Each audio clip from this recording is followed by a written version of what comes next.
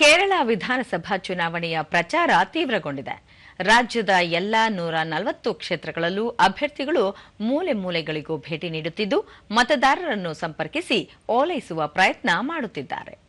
ಪ್ರಚಾರದ ಅಂತಿಮ ಚರಣದಲ್ಲಿ ಮನೆ ಮನೆಗಳಿಗೂ ಭೇಟಿ ನೀಡಿ ಮತದಾರರೊಂದಿಗೆ ಸಂವಾದ ಮಾಡಲಾಗುತ್ತಿದೆ.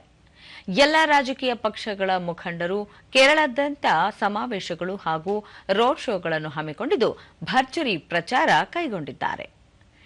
ಬಿಜೆಪಿಯ ಹಿರಿಯ ನಾಯಕ ಕೇಂದ್ರ ಗೃಹ ಸಚಿವ ಅಮಿತ್ ಶಾ ಕೇರಳದ ಕೋಯಿಕೋಡ್ ಜಿಲ್ಲೆಯ ಬೇಪೋರ್ ವಿಧಾನಸಭಾ ಕ್ಷೇತ್ರದಲ್ಲಿ ಬಿಜೆಪಿ ಅಭ್ಯರ್ಥಿ ಪರ ರೋಡ್ ಶೋ ಮೂಲಕ ಮತಯಾಚನೆ ನಡೆಸಿದರು.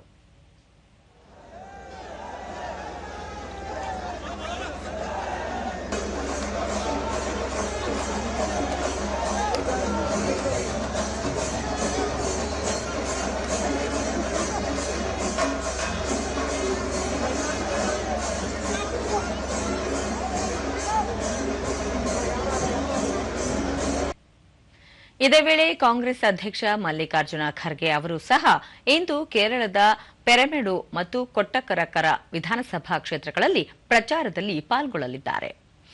ಸಿಪಿಐಎಂ ಪ್ರಧಾನ ಕಾರ್ಯದರ್ಶಿ ಎಂಬಿ ಬೇಬಿ ಅವರು ವಾಮನಪುರಂ ಮತ್ತು ವರ್ಕಳಗಳಲ್ಲಿ ವಿವಿಧ ಪ್ರಚಾರ ಸಭೆಗಳಲ್ಲಿ ಭಾಗಿಯಾಗಲಿದ್ದಾರೆ.